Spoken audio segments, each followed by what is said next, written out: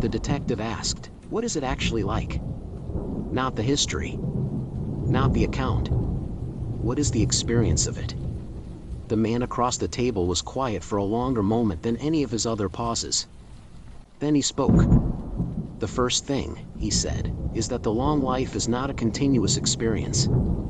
It is a series of short lives, each lived in the present tense, each preceded by a long history that becomes increasingly atmospheric. I do not experience 500 years when I wake up in the morning. I experience the morning. The cup of coffee. The light on the water. The 500 years are there. They are real. They inform everything I understand about the morning.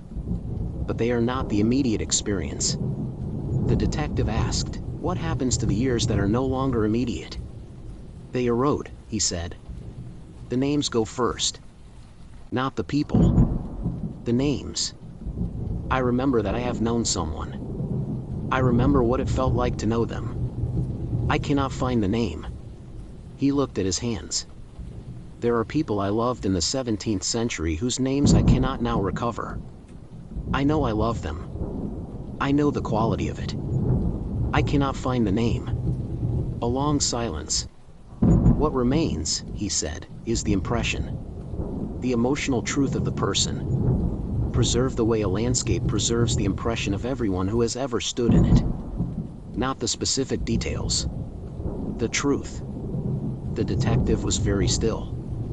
"And is that enough?" he said. The man across the table looked at him for a long moment. "I have had to trust that it is," he said. "For a very long time. I have had to trust that what remains is what was most real. That the name is a label. And the impression is the truth." He paused. "I am not certain this is philosophically defensible. But it is how I have found it possible to continue."